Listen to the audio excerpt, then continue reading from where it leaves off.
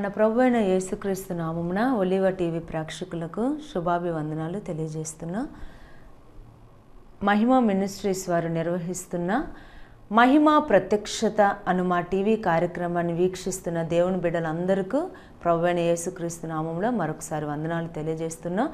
ఈ శ్రేష్టమైన సమయంలో పాస్టర్ రవి ప్రకాష్ గారు దైవ వర్తమానాన్ని మీకు అందిస్తారు. శ్రద్ధగా వాక్యాన్ని విని దేవుని ఆశీర్వాదాలు పొందుకోవాల్సిందిగా ప్రభు పేట మనవి చేస్తున్నాం. Praise lord. మన ప్రభువైన యేసుక్రీస్తు నామంలో ఈ శ్రేష్టమైన దినాన్న ఈ ఒలివ టీవీ ప్రేక్షకులందరికీ ప్రభువైన యేసుక్రీస్తు నామంలో మహిమ ప్రత్యక్షత కార్యక్రమం ద్వారా మిమ్మల్ని అందరినీ కలుసుకున్నందుకు చాలా సంతోషంగా ఉంది. ప్రభు నామం మీకు అందరికీ వందనాలు తెలియజేస్తున్నాం. ఈ శ్రేష్టమైన సమయంలో ఒక వాక్య భాగాన్ని మనం ధ్యానించుకుందాం. చదవండి. లూకా సువార్త 10వ అధ్యాయం 38-39 వచనాలు గమనించినట్లయితే క్రైస్తవులుగా పిలువబడుతున్న ప్రతి ఒక్కరికి తెలిసిన లేఖన భాగాన్ని మనం ఈరోజు ప్రత్యేకమైన కోణంలో ధ్యానించుకుందాం అండి. జీవం కలిగిన ఈ మాటలు వాక్యంలో పొందుపరచబడిన ఈ మాటల్ని మనం శ్రద్ధగా ధ్యానించుకుందాం.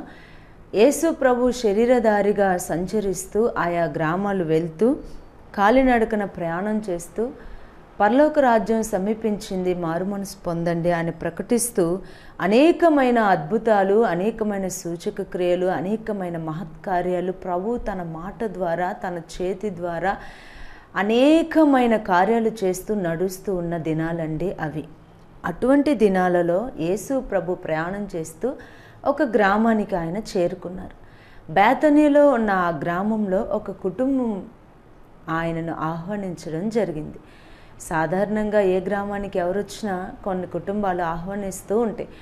యేసు ప్రభు ఆ బేతనీయ గ్రామానికి వెళ్ళినప్పుడు అక్కడ మార్తా అనే ఒక సహోదరి యేసయ్యను తన ఇంటికి ఆహ్వానించింది. ఈ మార్తా అనే సహోదరి యేసు ప్రభుని మొట్టమొదటిగా తన ఇంట్లో చేర్చుకునింది. ఈమెకి ఒక సహోదరి ఉంది, ఒక సహోదరుడు కూడా ఉన్నారు. ఈ కుటుంబం మొత్తం ముగ్గురు కనిపిస్తారు. మార్త పెద్దది, మార్త సహోదరి మరియా, వాళ్ళ తమ్ముడు లాజరు, ముగ్గురు వ్యక్తులు కనిపిస్తారు. బైబిల్ గ్రంథంలో ఈ కుటుంబానికి చాలా ప్రాధాన్యత ఉన్నది. యేసు ప్రభు ఆ గ్రామానికి వచ్చినప్పుడు అంతా ఈ కుటుంబాన్ని ఆయన దర్శిస్తూ ఉండేవాడు. ఈ కుటుంబంతో కలిసి ఆయన ఉంటూ ఉండేవాడు. ఈ కుటుంబంతో ఒక ప్రత్యేకమైన అనుబంధం కలిగి వీరు ప్రభుతో కలిసి ఉండేవాళ్ళు, ప్రభు వీరితో కలిసి ఉండేవాడు. అయితే ఈ దినం మనం ధ్యానించబోతున్న అంశంలో మనకి ఇద్దరు అక్కా చెల్లెళ్ళు కనిపిస్తారు, మార్తా, మరియా. వాస్తవానికి ఈ వాక్యం జీవం కలిగినది. ఎన్నో సంవత్సరాల నుంచి ఎన్నో వేల మంది బోధిస్తూ ఉన్న దీనిలో ఉన్న జీవం ప్రతి బోధలో ప్రజలకు ప్రత్యక్షమవుతూనే ఉన్నది. హల్లెలూయా. మనం లేఖనాన్ని ధ్యానించినట్లయితే, జాగ్రత్తగా ఆత్మ సంబంధంగా మనం ఆలోచించినట్లయితే ఆత్మ సంబంధమైన లోతులు మనం తెలుసుకోగలుగుతాం. అక్షరార్థంగా ఆలోచించినప్పుడు కేవలం పైపైన మాత్రమే మనకు వాక్యం అర్థమవుతుంది, కానీ లోతుగా మనం వాక్యాన్ని ధ్యానించినప్పుడు దాంట్లో ఉన్న శ్రేష్టత మనం తెలుసుకోగలుగుతాం. దీనికి పరిశుద్ధాత్మ దేవుడు మనకి సహాయం చేయనుగాక. ఆమేన్. హల్లెలూయా.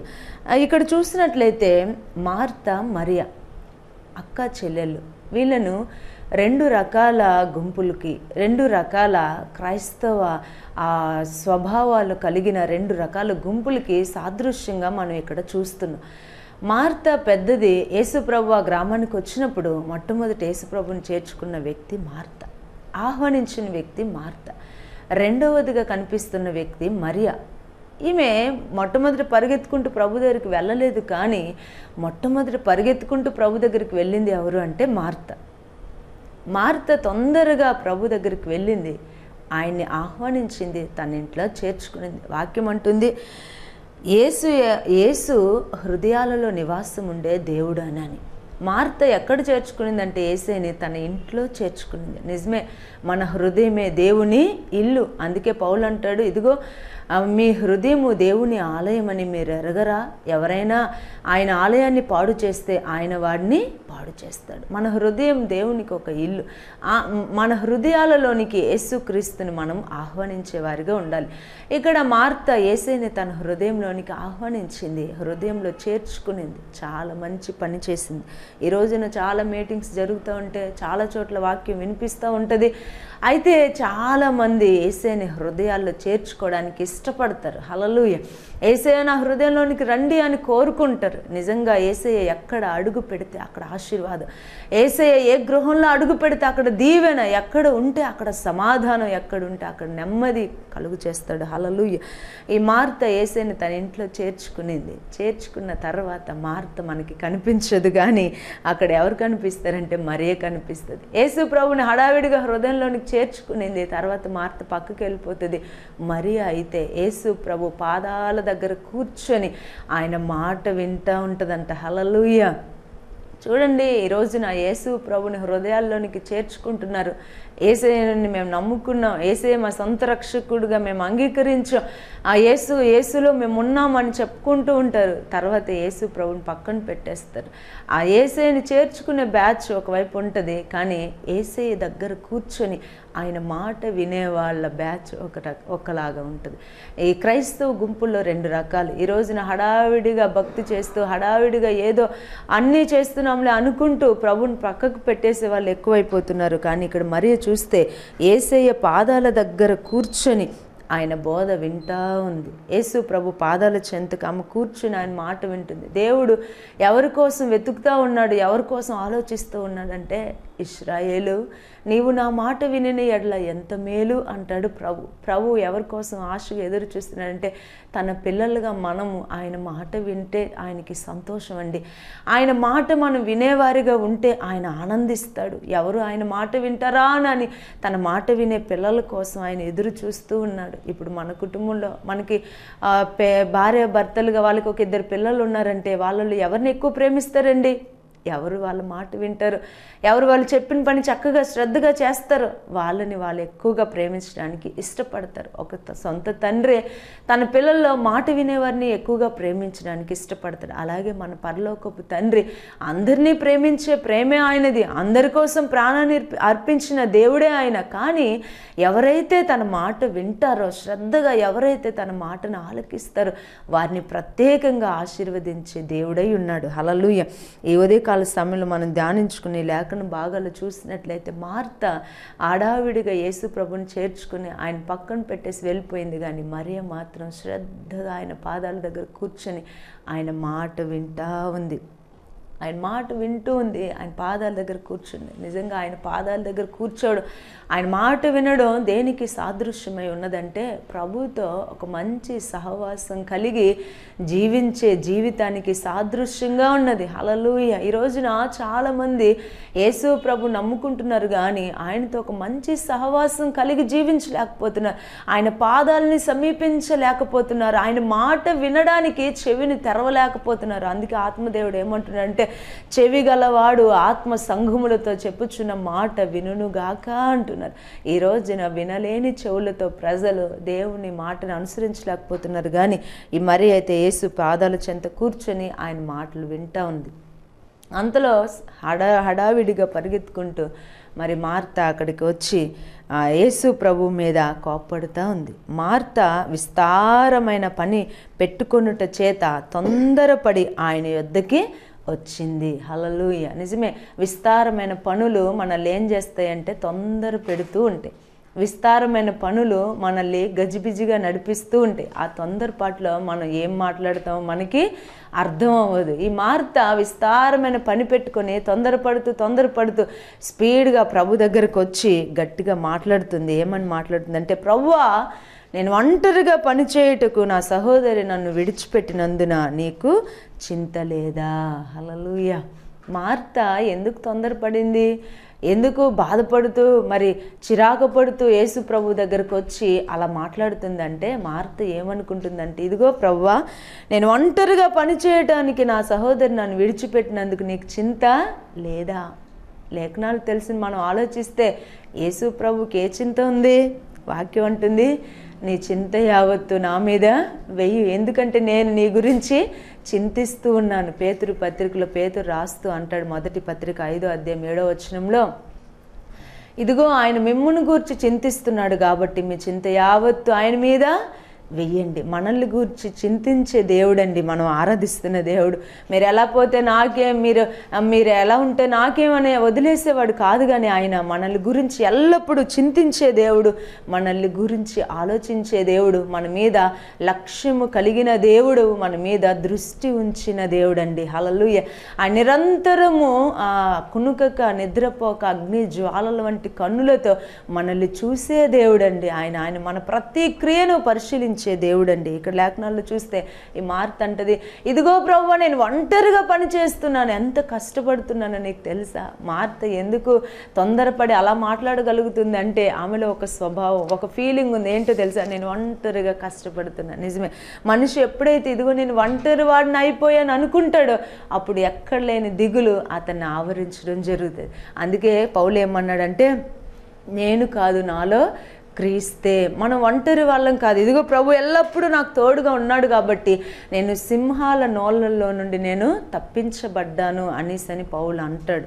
అంటే మనం ఒంటరి వాళ్ళం కాదు, కానీ ఇదిగో యుగ సమాప్తి వరకు సదాకాలం నేను మీతో కూడా ఉన్నాను అని చెప్పిన దేవుడు ఎల్లప్పుడూ మనతో ఉన్నాడండి. అది గ్రహించలేనప్పుడు మనం ఏమైపోతామంటే ప్రతి విషయానికి తొందరపడిపోతాం, ప్రతి విషయానికి ప్రభుని తొందరపడి మాట్లాడగలుగుతాం. ఈ మార్త తొందరపడుతూ యేసు ప్రభు దగ్గరికి వచ్చేసి ఏమంటుందంటే, నీకు చింత లేదా ప్రభువా?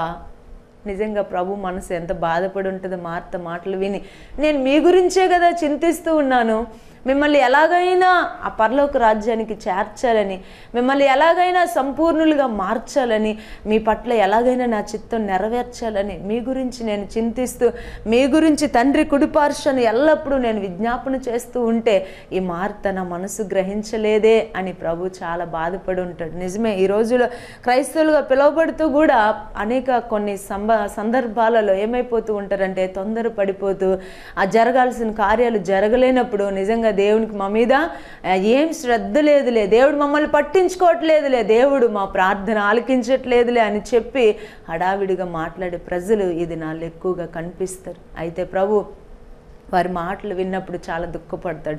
ఇక్కడ లేఖనాల్లో చూస్తే మార్త మరి విస్తారమైన పని పెట్టుకొని తొందరపడి ఒంటరిదాన్ని అయిపోయాననే దిగులతో ప్రభు దగ్గరికి వచ్చి, నీకు చింత లేదా ప్రభువా, నన్ను ఒంటరిగా నా సహోదరి విడిచిపెట్టింది అని అనేటప్పుడు యేసయ్య మరి కోపంతో ఒక మాట అంటాడు, మార్తా మార్తా మార్తా మార్తా. 2 సార్లు ప్రభు పిలుస్తారు. నిజంగా అనేక సందర్భాల్లో 2 సార్లు పిలిచే ఆ మాటల్లో చాలా ప్రత్యేకమైన అర్థం ఉంటుంది. ఒక సందర్భంలో యెరూషలేము పట్టణాన్ని చూసి యెరూషలేమా యెరూషలేమా అంటాడు ప్రభు. ఒక సందర్భంలో పేతురుని చూసి సీమోను సీమోను అంటాడు. అంటే ఎందుకు రెట్టింపుగా ఆయన అక్కడ మాట్లాడుతున్నాడంటే, అయ్యో నేను ఇంత చేస్తున్నా కూడా నువ్వు నన్ను సరిగ్గా అర్థం చేసుకోవట్లేదే. యెరూషలేము పట్టణాన్ని చూసి ఎందుకు ప్రభు ఆ మాట అంటున్నారంటే, యెరూషలేమా యెరూషలేమా, కోడి తన పిల్లల్ని రెక్కల కిందకి పిలిచినట్లుగా అనేక మార్లు నేను నిన్ను పిలిచాను కానీ నువ్వు నా మాట వినలేదు. అంటే ప్రభు మనసు బాధతో మార్త వైపు అంటాడు, మార్తా మార్తా, నువ్వు అనేకమైన పనులను గూర్చి విచారం కలిగి తొందరపడుతున్నావు కానీ అవసరమైనది ఒకటే. హల్లెలూయా.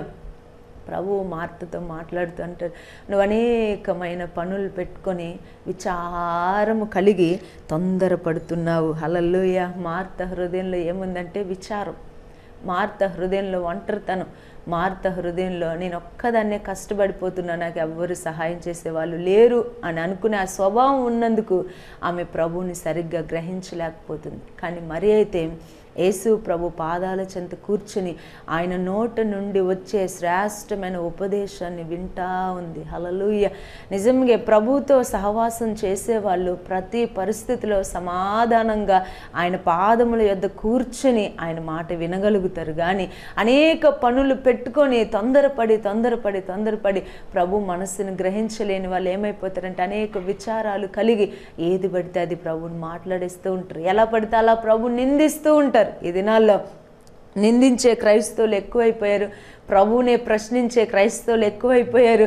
నువ్వేం చేస్తున్నావు ప్రభువా, మాకు నిన్ను నమ్ముకుని మా పరిస్థితి ఇలా అయిపోయింది అని అడిగే వాళ్ళు ఎక్కువగా కనిపిస్తున్నారు. కానీ జాగ్రత్తగా ఆయన పాదాలు పట్టుకొని ప్రభువా నాతో ఏం మాట్లాడుతావు, నేనేం చేయాలి, నాకు బోధించు ప్రభువా అని అడిగేవాళ్ళు ఇది నాన్న తక్కువైపోయారండి. హడావిడి భక్తి చేస్తూ ఈ బిజీ లైఫ్లో ఉదయం నుంచి సాయంత్రం వరకు, ఉదయం నుంచి రాత్రి వరకు అనేక పనులు పెట్టుకొని తొందరపడుతూ అలసిపోతూ విచారము కలిగి ఒంటరిగా కృంగిపోతున్న బ్రతుకులే కనిపిస్తున్నాయి. కానీ మరియలాగా ప్రభుతో సహవాసం చేసే వాళ్ళు చాలా తక్కువైపోతూ ఉన్నారు. ఈ లేఖనాలు మనం చాలాసార్లు మనం చదువుతూ ఉంటాం, ఎంతోమంది సేవకుల ద్వారా వింటూ ఉంటాం. అయితే ఈరోజు ఒక ప్రత్యేకమైన కోణంలో ప్రభు మనతో మాట్లాడుతూ ఉన్నాడు. చూడండి, మార్తలాగా అనేక మంది క్రైస్తవులు ఉంటున్నారు, మరియలాగా కొద్ది మంది క్రైస్తవులు మాత్రమే ఉంటున్నారు. రెండు గుంపులు. మార్త ప్రభుతో సహవాసాన్ని విడిచిపెట్టింది, ప్రభునైతే హృదయంలోనికి చేర్చుకుంది, ప్రభునైతే ఇంట్లోనికి ఆహ్వానించింది, ప్రభునైతే అంగీకరించింది. కానీ ప్రభువుకి తన జీవితం మీద పూర్తి అధికారం మార్త ఇవ్వలేకపోయింది. ప్రభువుకి పూర్తి స్వతంత్రం తన మీద ఇవ్వలేకపోయింది. ప్రభుతో తన సమయాన్ని గడపలేకపోయింది.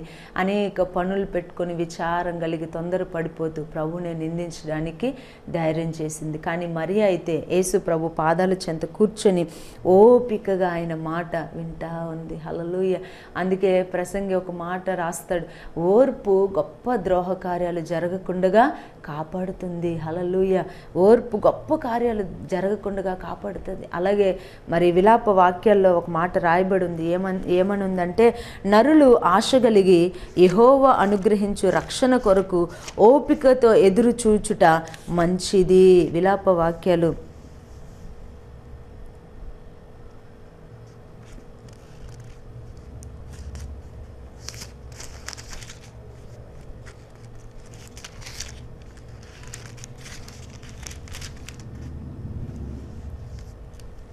విలాప వాక్యాలు మరి 5వ అధ్యాయంలో ఒక మాట రాయబడి ఉంటుంది.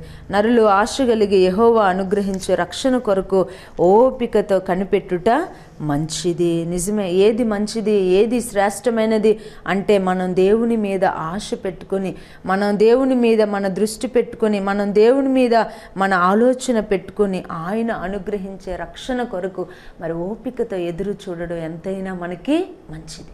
మార్త తొందర పడిపోతూ ప్రభు దగ్గరకు వచ్చి, ప్రభువా మరి నేను ఒంటరిగా పని చేయడానికి నా సహోదరు నన్ను విడిచిపెట్టింది, నీకు చింత లేదా అనేటప్పుడు యేసు ప్రభు అయ్యో మార్త, అయ్యో నువ్వు కష్టపడిపోతున్నావా, అయ్యో అని ఆయన జాలి చూపించలేదు. కానీ ఆయన కోపంతో, మార్త నువ్వు అనేకమైన పనుల గురించి విచారం కలిగి చింతిస్తున్నావు, కానీ అవసరమైనది ఒక్కటే. మరియ అయితే ఉత్తమమైన దానిని ఆమె ఏర్పరచుకొనెను, అది ఆమె యొద్ద నుండి తీసివేయబడదని ఆమెతో చెప్పాను. చూడండి, మార్త అయితే ఈ లోకంలో అనేక పనులతో బిజీ అయిపోయి టెన్షన్ పడుతుంది. కానీ మరి అయితే యేసు ప్రభు పాదాల చెంత ఓపికగా కూర్చొని ఆయన మాట వింటూ ఉంది. ప్రభు అంటున్నాడు, ఓపికతో కూర్చొని వినడమే శ్రేష్టమైనది, ఓపికతో కూర్చొని కనిపెట్టడమే ఉత్తమమైనది, ఓపికతో కూర్చొని నా మాట కోసం శ్రద్ధగా ఎదురు చూడడమే శ్రేష్టమైనది. అప్పుడు ప్రభు మార్తతో అంటున్నాడు, మరియా ఉత్తమమైన దాన్ని ఏర్పరచుకునింది, అది ఆమె యొద్ద నుండి తీసివేయబడదు. హల్లెలూయా. నిజమేనండి. ఆకాశం గతించిపోవచ్చు, భూమి గతించిపోవచ్చు, గతించనిది ఏది అంటే దేవుని వాక్యమే దేవుడై ఉన్నాడు, దేవుడే వాక్యం అయి ఉన్నాడు. ఆ వాక్యం ఎన్నటికీ గతించదు. ఆకాశం లయమైపోతుంది, భూమి మారిపోతుంది, కానీ ఇదిగో తండ్రి చిత్తము చేసేవాడు నిరంతరము నిలిచి ఉంటాడు. హల్లెలూయా. మరి లేఖనాల్లో మనం చూసినట్లయితే యేసు ప్రభు మార్తతో అంటాడు, నువ్వు అనేకమైన పనుల గురించి విచారం కలిగి తొందరపడుతున్నావు, కానీ మరి అయితే ఉత్తమమైన దాన్ని ఏర్పరుచుకునింది, అది ఆమె యొద్ద నుండి ఎన్నడూ కూడా తీసివేయబడదు. అందుకే ప్రభు అంటున్నారు కదండి, ఆకాశం నశించిపోతుంది, భూమి గతించిపోతుంది, కానీ నేను ఎన్నడూ గతించను. నా మాటల్లో ఒక సున్నా అయినా ఒక పుల్లైనా అది ఎప్పుడు కూడా తప్పి పోదు. కాబట్టి మనం అవసరమైనది ఏది అని మనం ఆలోచించినట్లయితే అవసరమైనది తండ్రితో మనకి సహవాసమే. అవసరమైనది ఏది అంటే ఆయన పాదాల చెంత మనం గడిపే ఆ సమయమే మనకి శ్రేష్టమైనది. మార్తలాగా మనము హడావిడిగా ప్రభువుని చేర్చుకొని ప్రభుతో సహవాసం లేకుండా, ప్రభు మాట వినేవారిగా లేకుండా అనేకమైన విస్తారమైన పనులు పెట్టుకుని మనం తొందరపడిపోతే ప్రభు మనస్సును గ్రహించలేని వారిగా మారిపోతాం, ప్రభువుని దుఃఖపెట్టే వారిగా పారిపోతాం. కానీ మరియలాగా మనం మన సమయాన్ని ప్రభుకు అప్పగించినప్పుడు, ప్రభు మాట వినటానికి మన చెవిని తెరిచినప్పుడు, ప్రభు యొద్ద ఓపికగా కనిపెట్టినప్పుడు గొప్ప కార్యాలు ప్రభు చేస్తాడండి. మరి లేఖనాల్లో మనం చూసినట్లయితే ఆ దేశంలో వర్షం లేక వాళ్ళు 3.5 సంవత్సరాలు భయంకరమైన కరువుతో అల్లాడిపోతూ ఉంటారు. తాగడానికి నీళ్లు లేని పరిస్థితులు, ఏం చేయాలో అర్థం కాని పరిస్థితుల్లో మరి ఏలియా, భక్తుడైన ఏలియా కర్మేలు పర్వతం మీదకి వెళ్ళి ఆ మోకాళ్ళ మధ్య తల పెట్టుకొని దేవుని సన్నిధిలో ప్రార్థన చేయడం మొదలు పెడతాడు. వర్షపు సూచన ఏమైనా కనిపిస్తుందా అని ప్రార్థన చేయడం మొదలు పెడతాడు. ప్రార్థన చేస్తాడు.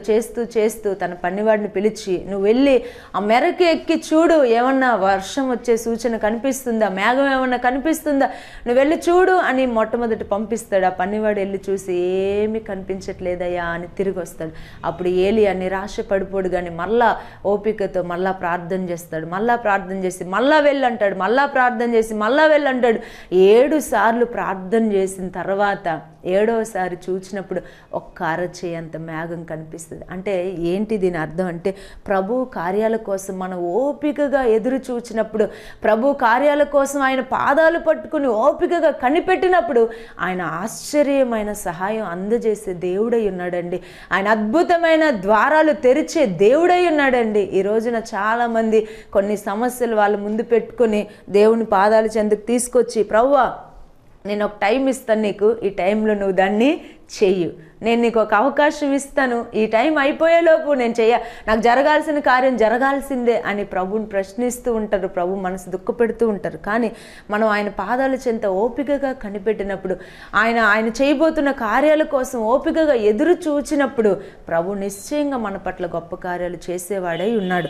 మార్తలాగా హడావిడి పడుతూ, మార్తలాగా తొందరపడుతూ, మార్తలాగా ప్రభుని నిందించే భక్తి మనం చేయొద్దు. కానీ మరియలాగా శ్రేష్టమైన ఉత్తమమైన ఆయన బోధ వింటూ ఆయన మార్గాల్లో నడుచుకుందామండి. ప్రభు తప్పక తన కృప కొరకు కనిపెట్టుకునే వారి ఎడల ఆయన ఉన్నతమైన కార్యాలు చేసే దేవుడై ఉన్నాడు. నిరాశ నిస్పృహలతో కృంగిపోతున్నా నా సహోదరి, నా సహోదరుడా, నువ్వు దేనికోసం ఎదురు చూస్తూ ఉన్నావో, ఏది జరగాలని నువ్వు ఆశిస్తూ ఉన్నావో, కొంచెం ఓపిక తెచ్చుకొని, కొంచెం సహనం తెచ్చుకొని మరియలాగా ఆయన పాదాల చెంత ఓపిక కూర్చొని మొరపెట్టు. దేవుడు నిశ్చయంగా నీ కార్యం సఫలం చేసేవాడై ఉన్నాడు. దేవుడు నిశ్చయంగా నీ పక్షంగా కార్యం చేసేవాడు ఉన్నాడు. కొంచెం ఓపికతో కనిపెట్టుకుందామండి. నరులు ఆశ కలిగి యెహోవా అనుగ్రహించే రక్షణ కొరకు ఓపికతో కనిపెట్టుట మంచిది అని ఇర్మియా భక్తుడు సెలవిస్తూ ఉండగా, మన జీవితాల్లో మన భక్తిలో కొంచెం ఓపికను కలుపుకుందాం. ఓపికతో ప్రభు పాదాల చెంత కూర్చొని మొరపెడదాం. ప్రభు ఉత్తమమైన కార్యాలు, ఉన్నతమైన కార్యాలు మీ ఎడల మన ఎడల ప్రభు జరిగించే దేవుడై ఉన్నాడు. దేవుడు ఈ మాటలు దీవించును గాక. విన్న మీ అందరిని ఆశీర్వదించును గాక. ప్రార్థన చేసుకుందాం అండి. మహాపరిశుద్ధుడు అయిన దేవా, మహోన్నతుడు అయిన తండ్రి, నీకు కృతజ్ఞతాస్తుతులు చెల్లిస్తున్నాము ప్రభువా. సర్వోన్నతుడవు, సర్వశక్తి కలిగిన దేవుడవు నాయన. ఇదిగో విన్నలే లేఖన భాగాల్ని బట్టి నా తండ్రి అయ్యా, విస్తారమైన పనులు కలిగి ఒంటరి వాళ్ళమని అనుకుని నిరాశ పడిపోతున్న జీవితాలుగా మా ఉన్నాయేమో, మమ్మల్ని క్షమించండి నాయన. మార్తలాగా తొందరపడుతూ మీ హృదయాన్ని గాయపరుస్తున్నామేమో, మమ్మల్ని క్షమించండి. మరియలాగా నీతో ఒక అన్యోన్య సహవాసం కలిగి నీ మాట వింటూ దేవా ఉత్తమమైన భక్తి చేస్తూ తండ్రి మీ ద్వారా మీ కార్యాలు అనుభవించే ఓపికతో కూడిన భక్తిని మాకు అందరికీ అనుగ్రహించమని ఇదిగో వింటున్న నీ బిడల హృదయాలలో నీ బలమైన కృపను కుమ్మరించి దేవా ఓపికను సహనమును వారికి అనుగ్రహించి ఓర్పుతో భక్తి చేయగలుగునట్లుగా బలపరచమని, విన్న ప్రతి బిడ్డ కుటుంబాన్ని మీరు ఆశీర్వదించి ఘనమైన కార్యాలు చేసి మీరు మహిమ పొందుకోమని యేసు పరిశుద్ధ నామములో అడిగి వేడుకొనుచున్నాము తండ్రి, ఆమేన్. మహిమ ప్రత్యక్షత వర్తమానాల ద్వారా మీరు మీ కుటుంబాలు ఆశీర్వదింపబడ్డాయని విశ్వసిస్తున్నాం. మీ ప్రార్థన అవసరతల కొరకై సంప్రదించవలసిన మా చిరునామా Mahima Ministries, pastor S Raviprakash, Mandigiri bypass road, Adoni, Kurnool జిల్లా. మా ఈమెయిల్ ఐడి mahima.jesus@gmail.com. మా ఫోన్ నంబర్ 9291234532. మరొక నంబర్ 9030688979. ప్రభు మిమ్మల్ని దీవించునుగాక.